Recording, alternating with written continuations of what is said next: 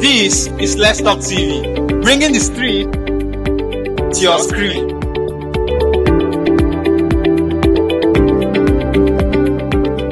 Hello and welcome to a very special package for a man who deserves to be honored. Great leaders are those who inspire others. And here we are talking about not just a great leader, but a great custodian of culture, of a great community in Imo State. It is a community that has produced great historians, professors, honorable commissioners, both past and present, those who have actually impacted enormously into the society where they belong. I'm talking about none other than the Abajah community in Wangele local government area of Imo State. This is where a potpourri of great men and women has emerged. Well, life has two coins. It's either the coin of us existing or the other kind when we go stiff. And this is what we are going to do this morning. We're going to look at the other side of a man who was once with us on the other coin, trying to make life better for his community. A man who was opportuned to feel royalty from 1972 till this year. A man who encountered 5 decades of the existence of Abajah community. The late Donatus Omenuko, who is popularly known as the Okwareke II of Abajah community. And of course, we are here courtesy of the Protocol and Publicity Committee of the burial of this late Donatus Omenuko, the Okwareke II of Abajah community, headed by the Honorable Commissioner for Digital Economy, Imo State, Dr. Chimezie Amadi. For purpose of this particular production, we have to go down to those who help in understanding what has happened before, what is happening now, and what will still happen tomorrow. The historians are like great archives where you have to visit every now and then to make sure you are understanding the past, to know how to operate the present and then the future. Leadership is the ability to inspire others to achieve a shared objective. And so this morning, we have a leadership that we want to look at how he shared his ability to make others great in Abajah community. Great people are here. Permit me with all joy to introduce to you on the set a professor of history who worked with Abajah University and retired, none other than Professor Jeffrey Mwaka. Good to have you, sir. Thank you very much. Well, I balanced it because how I know what women can do. For every successful organization, if the women are not there, nothing is happening. And so because a woman of dignity is involved in this particular community, in fact, a child, a daughter of great, I call her an Amazon, because when you think about the socio-political terrain of Imo State, you can't complete the history without this woman. I'm happy to introduce to you my former friend and now my friend again, Honorable Ngozi Njoku, who happens to be the member of this publicity committee. Good to have you, madam. Thank you very much. Well, my name remains Faith Mbaleme. Prof, I'm starting with you. As a professor of history, we are talking about late Donatus M. Omenuko, a man you know better than me, so let us know. How far do you know late Dr. Donatus M. Omenuko? Thank you very much. A detailed biography of the late will be provided by the family. I had the opportunity to speak with the son, and they are preparing a detailed brief. But I have known the late I knew him from the 70s, when he was a very popular school teacher in and around our village. The community after the war needed a new Eze, and they decided to nominate him to succeed his late father. His father was the warrant chief of our community from about 1922 to the year he died in 1947.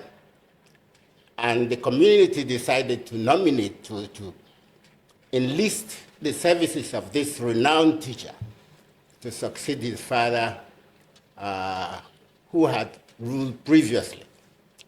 And he was a renowned teacher. He provided excellent leadership. We're very proud of him. And it's a pity that we are now celebrating his demise. The town has seen a lot of development under his leadership. We have had peace and stability. The community has shown tremendous progress in all the areas of development, in education, in the health services, in security, and in our contribution to the government of the local government. So as we continue the discussion, we might be able to point out specific areas where the EZE has contributed. I realize that the position of traditional rulers in our community is very ambivalent. The constitution is not very clear about what the EZE should be doing and how they can be assessed. But from practice, we know that our EZE was a distinguished leader who worked very closely with his community, with the town union, with the women organizations, with the civil society organizations to promote the development of the town. We give him credit for most of the development, but he also takes credit for things that have not gone very well. That's the burden of leadership. But we are proud of him, and we are here to celebrate his 52 years reign as the Eze of Abajah. Moving to Honorable Ngozi Njoku. Prof has spoken as a prof in history, and I know that you are, I will call you Ada Abajah. From your own point of view. Munyag, okay, great. So now that you're the wife, from the point at which you contacted or contracted or got something to do with Abajah community, and you heard about Dr. or Eze, late Eze Donatus M. Omenuko, how would you narrate your experience? Well, I will say that thank you very much for that question. Mine, I would say, is a divine arrangement. I got to know Eze Abajah, late Eze Omenuko, before I got married to an Abajah son. Then, that was in the 70s. My late father, Ishibo of Urenkwaji, he was a traditional ruler. And Eze Omenuko was also a traditional ruler at that same time, one of the young ones, with the late issue of Nkwere, Eze Ogochukwu, Eze Anyakudo, Eze Azike, then in Nkwere's local government. And they had this meeting they called Okurukushe. You know, they were visiting their various houses, individual houses, to have fun and discuss issues about them. That was my first encounter with Eze Omenuko. Then I wasn't married to an Abajah son. And I was always the one taking care of them each time they visited my father. And something got me attracted to Eze Omenuko, his personality, which has also impacted my life. Eze Omenuko's mien was such that there were times that they would make some, you know, what we call expensive jokes. The Ezes will crack expensive jokes. And me that was sitting there, I wasn't a member. I would start feeling angry that why would they tell him this kind of thing? Sometimes they will crack about his language or something. They say, Eze no something like that. I would be feeling somehow that was expensive. But the man in question would be so calm about it. Wouldn't even know that. So sometimes I wonder, I say, so this man doesn't get angry at all. Then I wasn't married to their son. And as God will have it, in 1983, my husband came to ask my hand in marriage. And here was Eze Omenuko, because my father told him, if you say you're from Abajah community, do you know Omenuko? So that same day, my husband came with Eze Omenuko, with the late Honorable Abarakwe, Joe Abarakwe, Ebule, and a lot of EC1, all of them, they came to show that actually he knew them. So that was my first encounter with him. And then having married to Abajah community, I would say that I am blessed. I'm 41 years old in marriage in Abajah community. Wow, that's great. I have no regrets. I give God glory for the blessings that he gave to me. But one thing that I know that, I will say that Eze Omenuko was also blessed. by the citizens of indigenous of Abajah, the quality of people he had. We're not troublesome people. Because again, he was somebody on the quiet side. He epitomized humility. That's why you rarely will hear about very bad litigations or quarrel or things like that between them. But the people were also peaceful because, I mean, when you have a peaceful leader who will not try to flaunt his power or something, and above all, he gave women their pride of place. It will interest you to know that from Abajah community, one of their wives became the first local government area chairman in Anambra State. Up until today, she's so respected in Anambra politics. Honorable Chief Kalisa Nwachukwu, you must have heard about her. And my humble self actually became the first woman to get to be a commissioner, even though he served during the military, but the female. I can tell you, I can go on and on. We have female lawyers, we have female doctors, a whole lot of them. So, Eze, I will tell you, the way he acted, he did not influence women in kind of power tussle or trying to say women, he gave us an impression that we love women, and the land Abajah encouraged us. Personally, by the special grace of God, I had the privilege to serve Lagos branch as their town union leader at that point in time for 8 years. And each time there was a problem, women could come together. He gave them free hand to operate, to solve their problems. When women said they were going to construct market, no problem. Even there wouldn't be any tussle about the land or whatever. In fact, that was one of the magic I didn't realize. Where people go to communities, you find people saying that this is my land. The town union will not take it. We never had that kind of thing. So I attribute that to the kind of personality of our traditional ruler.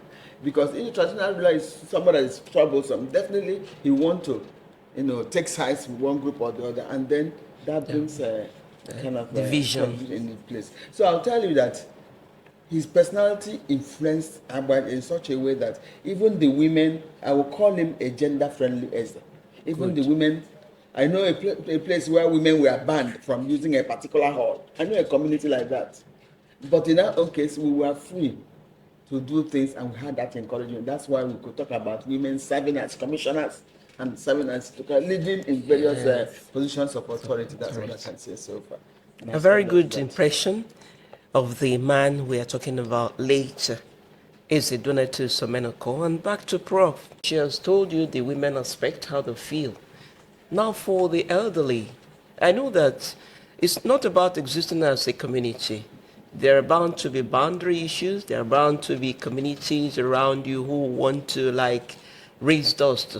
How did you see the late Eze, Donatus Omenuko, manage such intricacies and infiltrations that would have caused a kind of community misunderstanding?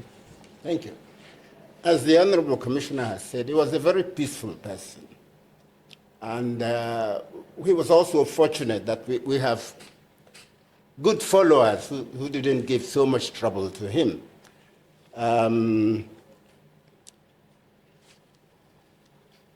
I assess him how he related with the town union, for instance. As I said, the biggest challenge he had was the changes in the party affiliation of the successive governments. New governments came, sometimes from different parties, and the Eze had to navigate these changes in succession from PDP for Abga, from Abga to PDP, and sometimes it was difficult to insulate the Eze and his institution, his office, from the politics that was going on. So that's the areas that we've had problems. But he has been able to manage the town and to keep the town together. We haven't had the agitation for splitting the town, for instance. Our neighboring communities have split, some of them 3-4 times. And we are still, even though we are two electoral wards, we have remained united as one community. And this is thanks largely to his leadership and the way he has been able to hold the town together. We haven't had terrible disputes over land. Maybe our people are not so greedy. He has been able to encourage the young people at home and in the diaspora to invest. In fact, only last week, the whole town was almost electrified by a lady who attracted NDDC. The Eze, even though for some time he's not a very a big activist, he has played at the background, but he has been able to navigate this situation to ensure that there's peace and harmony in the town. So we have been very happy with him as our leader, and everybody regrets that he has had to leave at this age. Honorable Ngozi, he has given us one clue concerning the fact that maybe there were areas that he kept moving from one point of politics to another and other stuff. I don't think that is a minus for him, if you ask me. Politically, Ezes are custodians of the culture, and they're not supposed to be involved in anything politics. So he has to move with the train as it's going. And I know, as God will have it, Honorable Ngozi has been into politics. While you were there and looking at what he had just said, did you see the Eze using every avenue available to make Abajah community better, rather than playing to the gallery or tilting towards political affiliations?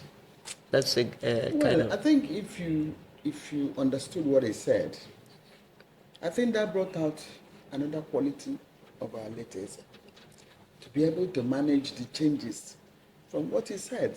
Each government comes with their own policies, either CGC those days, and then somebody would say liaison officer or whatever.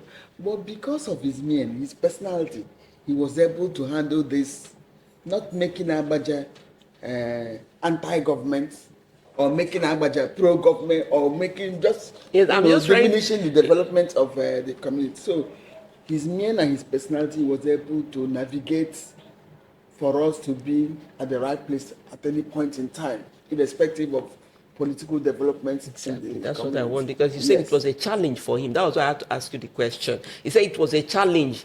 The challenge moving from one party to another. He mentioned some parties, which is not our interest. Yes. But I now have to say, can you now say... Yes, as a non-politician, someone that's that political, he would say it's a challenge, because to him, he was like, today now they say they are changing President General. And Prof will say, what's going to say this person, government supports him. So to that, it's strange to Prof. Yeah. But for Eze and the community members, they are able to navigate through it. What is important is the development in the town. How well is the town faring under any particular dispensation? But the good thing is that today, I say I'm proud to be married in Abajah, because our sons and daughters are doing very well. And that will be, I can say, is an enabling environment that God has provided for us, and the quality of people. You see how he shows love to me. I'm not shaking when I come, so I know that he will support me in whatever I'm doing. So it's a blessing to all of us. I agree with you. Now, Prof, please, the major role or basic function of a royal father is to keep the custody of the culture. And one prominent culture of every community is Iriji in Igbo land. And I know I've seen some of the activities, having been working in a radio organization for a while. I've encountered such activities. Now, during the period of the Eze, how did you see the development of this Iriji festival, which is one core culture? And then, having said that, while you examine the development of Iriji, you can as well let us know some of those other cultural areas that Eze was able, the late Eze Donatus Okwara Eze II was able, Okwara Eke II was able to handle very efficiently. I wish I could say my background is such that this cultural aspect is sometimes not, I'm not very comfortable with it. But I know that the town has placed so much emphasis on Iriji. It's one of the unifying ceremonies that are held every year. And now it's being modernized from year to year. I mean, you can see some of the brochures, some of the speeches, some of the lectures that have been given by people. The Eze has stayed at the background, but he has promoted, he has encouraged And you can see his photograph features in almost all the brochures made for this. So he is the custodian of our culture, of our tradition. There are many other ceremonies, but the tendency with the social media, I mean, there's so much going on about the town now that we didn't know before. Almost everything is on the social media. We see it on our the various platforms, what is going on in the town. Even this year, I'm sure this year's ceremony will be different. Now it's being modernized with modern football activities, modern festivals. There are many. Iriji seems to be the fulcrum. It's the center of these different ceremonies. In fact, during the Iriji ceremony, Owu dance groups and other cultural groups, even religious groups, are mobilized to promote the image of the town. So the Eze has been a key figure, a ceremonial figure. As I said, the Constitution doesn't say much. They are not given any constitutional role in the local government system. This is what I would like to see, that the Eze should have some function. While being insulated from partisan politics, they should have some constitutional rule. Whatever we can say of Rogers, the 40th attempt he made was very, very helpful. I thought that was a good move in the right direction, that the village should be given a statutory role in the local government system, and that the Eze's position should be more visible. And its function should be more defined, rather than being left just as advisory, custodian of culture. Sometimes it's very vague, but Eze has been has been able to recognize the limitations of that office and the opportunities provided by that office to affect the town positively. That's a suggestive one, Prof, and I think it's no longer a kind of your community now. It's a suggestion, and you never can say any administration can take it up from there and make them more viable. Now that we're talking about the local government, and the Honorable Ngozi said just to she add wants to to what add. Prof said, in line with the role of our Eze, the promotion of our culture, maintenance of peace and stability of the town. You see, there was something I also observed. In certain communities, you see people that are working directly with the Eze. They call them Eze in council. In certain communities, you have people that have made money. Rich people will be appointed or nominated to serve as Eze in council. And you know what goes with wealth. Sometimes, you know, the vibrancy of wealth, I can show BK, like people say, they can bring out policies that are anti-people or something like that. But in our Abajah community, we have 8 villages, and each village has one wise man. Most of them, in fact, they live in the village. Nobody lives in the township. Every village is represented by one wise. Sometimes they choose based on family lineage. They choose based on one thing or the other, character, peace, but not for wealth. And you see these people diligently working with the Eze. That is why you don't have so much. When there's any problem, this Eze in council will sit with Eze and maintain peace and stability of the town. And again, these people are very wise people. They have the custodian of culture too in their various areas. So that is why I also lay credibility to. I want to validate what Prof suggested. If the 4th tier is given attention or given that legitimacy, I tell you, the communities will be a better place. All these things that we talk about, insecurity, all sorts of vices, that criminality that takes place, will no more be there. Because if you have genuine people that are actually there to work for the people, not because they have money or because of being influenced or whatever, but I tell you, in Abajah, the Eze, at the time I had to be part of them in terms of association, and I made uniform for them, and each time they appear like that in dignity and stuff like that. So for him to work with such people and to know that these are the people, and don't forget, like he said, he was a teacher. And teacher, those days, you know what it means. So that also gave him the kind of assistance that he needed, the support, to be the kind of Eze that he did. He'll be really missed. I tell you, remember, if you're just watching or just joining this podcast is a special contribution of the Protocol and Publicity Committee of the burial of late Eze Donatus Omenuko, the operator too of Abajah community in Wangele local government area. There will be a burial coming up later. Incidentally, this man left us earlier this year. And so right now, if you're just watching, you're privileged to have this information before the den.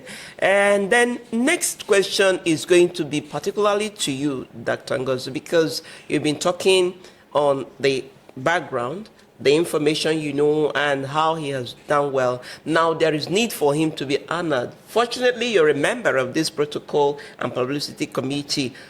Have you gotten the ground running? What are the functions of this particular committee in making sure that late Eze Donatus Omenuko is given what he deserves? Yes, thank you very much. I would say that the town union, under the leadership of Dikin Emma Anosike, has hit the ground running. They've created committees and actually chose people that they think will be able to run the affairs of the burial arrangement. And one of those people is the person that also organized this. The Honorable Commissioner. The Honorable Commissioner for Digital Economy, our own son. And you will see this is just a sample of what we have started doing. The whole essence is not only to give him a befitting burial, because as a matter of fact, we believe in reality. Befitting burial, the person is dead and he doesn't know what you are doing or whatever. But we actually want to use this opportunity to let people know who and what Abajahs are made of. We have great sons and great daughters. We are peace-loving people. We want to showcase what we have learned, the impact of his leadership qualities. And that is why the chairman of the Publicity and Protocol Committee, Honorable Commissioner Chris Amadi, has started this, something different, just to tell people why they should be part of this celebration of life. Of course, we went for a very long time, and we are proud to say that out of all other, I don't know whether there are up to 3 communities that have not gone through this integration. Abajah will be one of them. In fact, those days we used to say Abajah and Nkwere, but today Nkwere have had other exits. But Abajah is still together, as large as we are, just because of the quality of the person. So he, at the meeting, also said we need to let people know why we are actually doing what we are doing. To celebrate this man, yes, giving him a befitting burial, but also to showcase who the Abajahs are. And it's important because whatever virtue and qualities we say the man had will also impact in the next generation. This is the time to talk about legacies and to put down the legacies down for the future generations so that the society will be a better place. So the committees are doing quite a lot. The finance committee are working. In fact, last night we had a meeting of the chiefs, all those that were giving chieftaincy titles by both the ones from our community are the ones that we are trying to reach out and let people who have reached out to the government, who have reached out to the Ezes, and all of them are supportive of what we are doing because all of them knew him as a peace-loving man and he desires a befitting burial. And talking about that, you know that what we are saying is that he has done his bit. And like Martin Luther King would say, great leaders inspire greatness in others. He must have inspired greatness in Abajah community. So, Prof, can you give us some of the areas you think he has inspired greatness into those of us that are now still alive to carry on from where he stopped? Because our time is going. Thank you. I think he has supported education. We have a community school, and he has seen to it that the school has been viable and is refurbished every now and again. And we have produced many good people from the town. We have sponsored people to study abroad. There are scholarship schemes, not necessarily provided by Eze, but he has been an instrumental in mobilizing support for the promotion of education. We have a very active diaspora group, and they have been investing heavily in the town. So he strikes me as a modernizer, and he has gone along with the progress that has occurred in the town. It wasn't so in the 70s when he ascended the throne, but he has been part of this transformation that the town has witnessed. We now have, you can't believe how many university people we have, how many engineers, how many doctors that have been produced, not necessarily through his instrumentality, but he has provided that enabling environment as easy. He has provided the peace, he has encouraged individuals to sponsor education, to promote education. And so we are proud as a community that in spite of the crisis going on around, the town has held its own.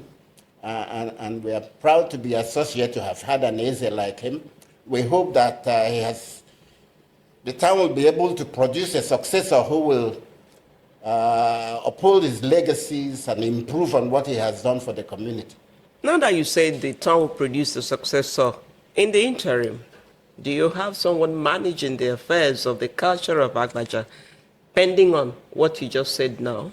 The community will come up with the person that will succeed him? Well, as the Honorable Commissioner has said, there's a council of Ndieze. He has support. There is in council. There are people who have been helping him, and we have a strong town union. And between this Eze's council and the town union, something will be worked out. Our constitution is still a little ambivalent on succession, and it's a rather sensitive thing, which I would rather not to go into it. I'm sure that in due time, the community will be able to, again, produce somebody who will build on the legacies created by...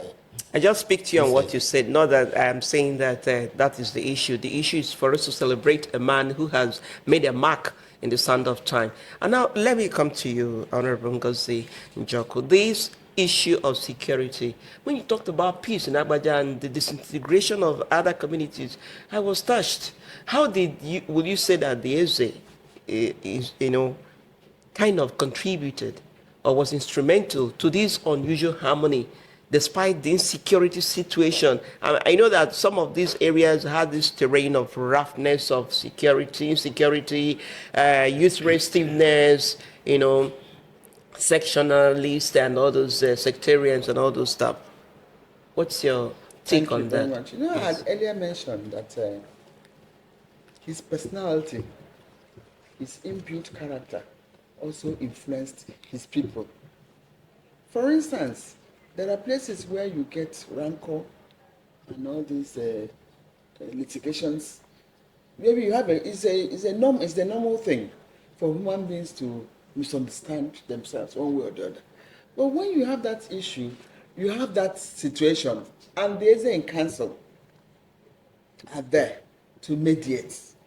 And then you come to the Eze himself. If maybe you come to him as a father, you are boiling, you want to do this, that's the way his response will make you go home as if nothing really happened. And that's his personality, I tell you. He did not encourage that kind of thing. He did not encourage, go and kill him, or even to work with you and call the whoever that he knows as the you are not supposed to. So those silent things, really, I admire in him. And I attribute the peace in that community to his quality of somebody who will always want peace. Who will take, you will never, I can't really, even when we were playing politics, sometimes he might be under pressure from a, but he will never offend. You can't even hear. I can't remember any time he shouted. I don't know, Prof, what you did. I can't remember any time he was too angry to say, "You people walk out from my palace," or something like that. No. And these things, I value them a lot. And I think actually they form an embodiment of who that peace that, yes, he is. And that peace that we enjoyed and holding our community together. All right. Yes. Prof, youth restiveness, she has mentioned general peace. Would you say that Eze, late Eze, Donatus Omenuko, is someone that made youth restiveness a thing of, kind of never had in Abajah? Yes, I think it's youth friendly too. In fact, one of his sons was supposed to be the leader of the youths in my part of the village. He has worked with the vigilante groups to ensure that there is peace. Youth restiveness is something that is spreading, but it hasn't gone out of hand in our towns, thanks to the youths are now being mobilized. They're even forming themselves. They are self-regulating themselves. They are self-organizing themselves. In fact, they have their elections in December to elect a new youth branch of the town union. So that way, we have been lucky not to have many of these political activists in the town.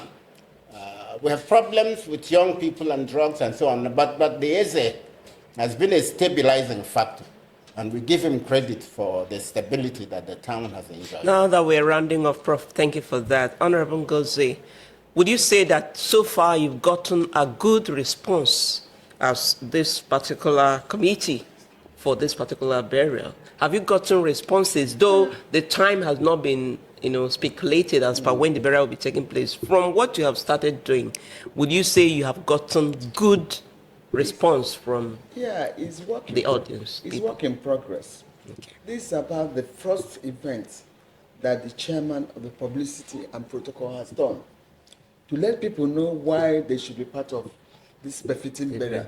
Because it's not easy to understand why you should contribute money to bury the dead at a time like this.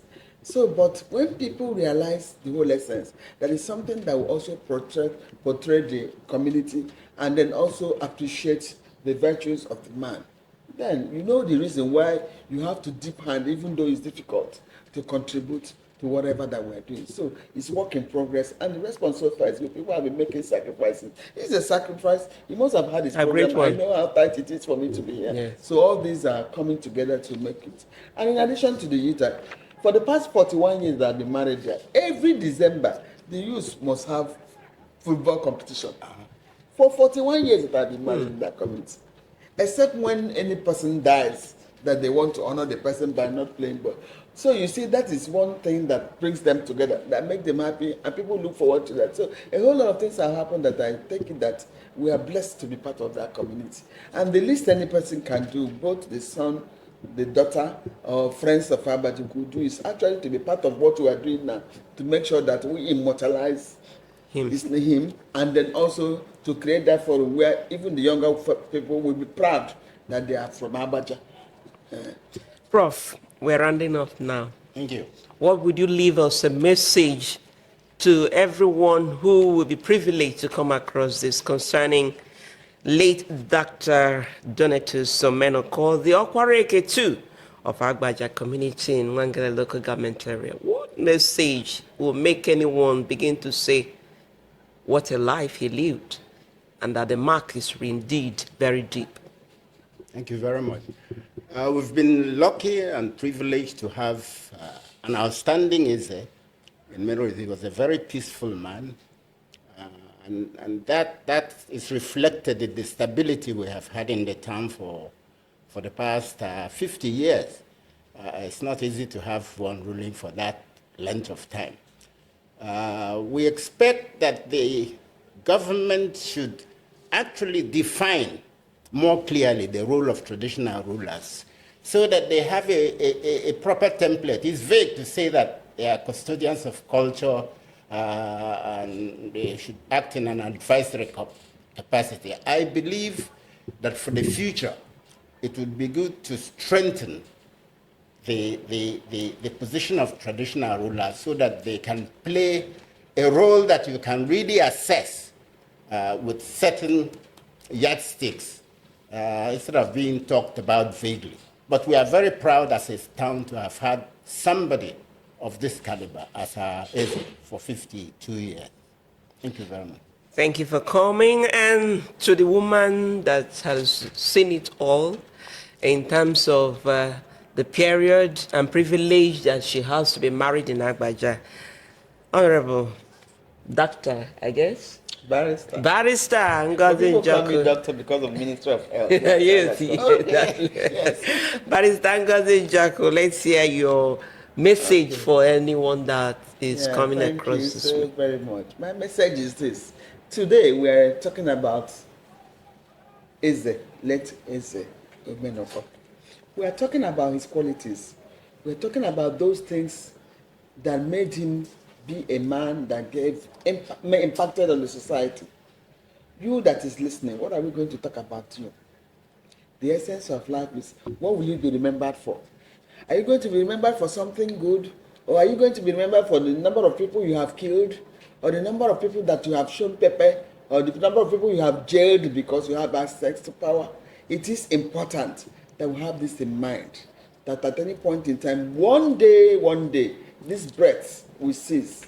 What will you be remembered for? Number two is, if you're from Abajah, if from anywhere, if for one way or the other you have impacted, you have also gained something from this man, there's something you value about him. This is the time to be part of this burial, part of giving him a befitting burial, even though I am one of those people that believe that whatever you do after death, the person may not know. But for legacy issue, and for the fact that we have to give something back to the other generation, it is important that you bear everything and be part of this burial. And I want to thank especially the chairman of the Publicity and Protocol Committee for this wise decision, putting this together. And I am too sure that he's a round peg in a round hole. And with all the people that are working with him, sons of Abajah, wives of Abajah, that are part of this burial, all of them are equal to the task. So please join us to make this befitting burial possible. God bless you all. Thank you for coming. The man who defeated trials of life, the man who dealt with the devil and all the persecutions, called Job in the Bible, says it's better to talk about your death than to talk about you when you're living. And the singer said we have 2 days to live, the day we are born and the day we breathe the last. The question is, what, like Barrister Ngozi said, what will you be remembered for? Today we are talking about a man who for 52 years made sure there was no crisis in his community, no war, no dissenting voices. He made everybody his friend, and he handled a large community like Abajah for 52 years. Well, now he's resting. Remember, he has played his own part. His chapter has gone, but it has not ended. The mark he made on the sand of time will remain to be the legacy that will keep him alive. They say he lives in our hearts, and that's how Abajah people will be saying. So if you want to make him really be happy that he's living in your heart as an Abajah son and daughter, please be part of this. It will help him be happy that actually my people appreciated me after serving them for 52 years. And that brings me to what we are saying: serve well so that your reward will be well given to you.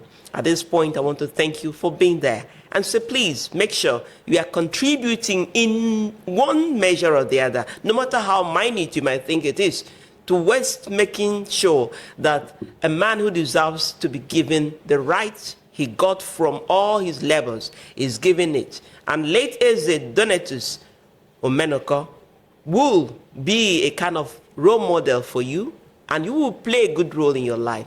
At the end of the day, eternity is our portion.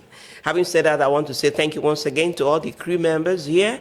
And of course, remember that this has been a special contribution of the Protocol and Publicity Committee of the burial of late Eze Donatus Omenuko, the Okwareke 2 of our Abajah community in Wangele local government area, headed by the Honorable Commissioner for Digital Economy, Imo State, a two-time commissioner, a digital man, a dynamic personality, a man that doesn't take no for progress. He will go for it and he will get it. Congratulations to the community. Congratulations to everyone who is contributing towards the growth of his community. My name remains Faith Mbaleme. Bye for now.